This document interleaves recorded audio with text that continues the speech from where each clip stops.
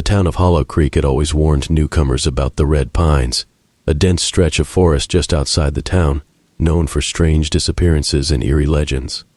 It was said that the trees whispered at night, and anyone who ventured too deep into the woods would never return.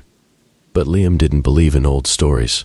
An avid hiker, he sought out the unexplored and untouched, relishing the challenge of the unknown. One chilly autumn weekend, he packed his gear and decided to explore the infamous Red Pines. The locals' warnings echoed in his mind, but he dismissed them as superstition. The moment he stepped into the woods, the air felt different, heavier, colder. The canopy above was so thick that barely any sunlight pierced through, casting the forest in an eternal twilight. The trees were tall, their bark a deep, almost unnatural shade of red, as if stained by something long forgotten. The silence was oppressive, broken only by the crunch of dead leaves under his boots. Hours passed as Liam trekked deeper.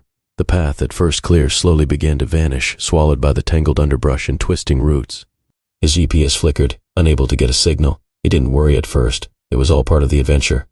But as the day wore on, something strange began to happen. The forest seemed to be shifting, changing. He swore he had passed the same ancient gnarled tree 3 times already. His compass spun uselessly, and the sun, which should have been setting by now, remained a dim, unchanging glow on the horizon. No matter how far he walked, it never seemed to move. As night approached, the temperature dropped sharply. Liam decided to set up camp, hoping that morning light would help him regain his bearings. But as darkness fell, the forest came alive with unsettling noises, soft whispers, faint rustling, and distant footsteps that seemed to circle his tent. Unable to sleep, Liam sat in silence, his heart pounding with an unshakable sense of dread.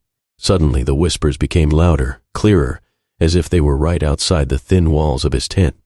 They weren't just random noises anymore. They were voices, speaking in low, unintelligible murmurs. Summoning his courage, Liam unzipped the tent and stepped outside, his flashlight cutting through the darkness.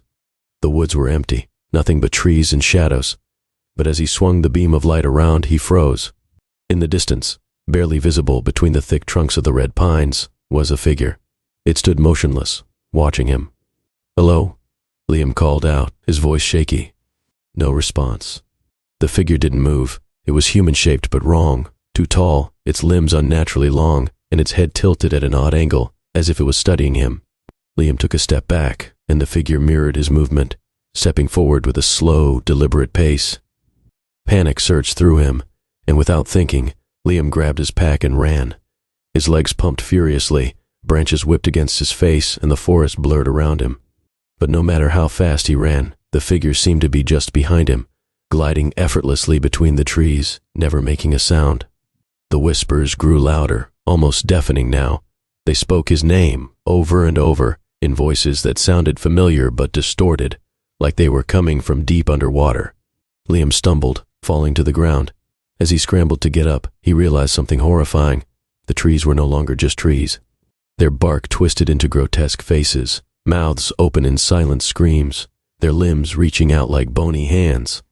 The red of the bark seemed to pulse, as if the trees were alive, feeding on the very fear coursing through his veins. Desperation fueled him as he bolted forward, his body running on pure instinct. He needed to get out. He needed to escape. And then he saw it, a flicker of light ahead, barely visible through the dense forest. Hope surged within him. He sprinted toward it, ignoring the stabbing pain in his legs, his lungs burning with every breath. Bursting through the trees, he stumbled into a clearing. The light came from a small, flickering lantern hanging on the porch of an old, decrepit cabin. He recognized it immediately from the stories, the Watcher's Cabin, a place people whispered about but no one had seen for decades. Before he could even process what was happening, the door to the cabin creaked open on its own. Inside, dim candlelight revealed a single chair in the center of the room, facing an old, cracked mirror. But it wasn't the empty chair that made Liam's blood run cold.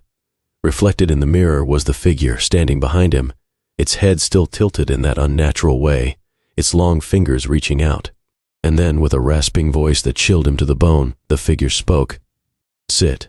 It's your turn." Liam's body moved on its own, compelled by a force he couldn't resist. He stepped into the cabin, the door slamming shut behind him with a final, resounding thud. In the woods, the whispers continued. Another lost soul had been claimed by the red pines.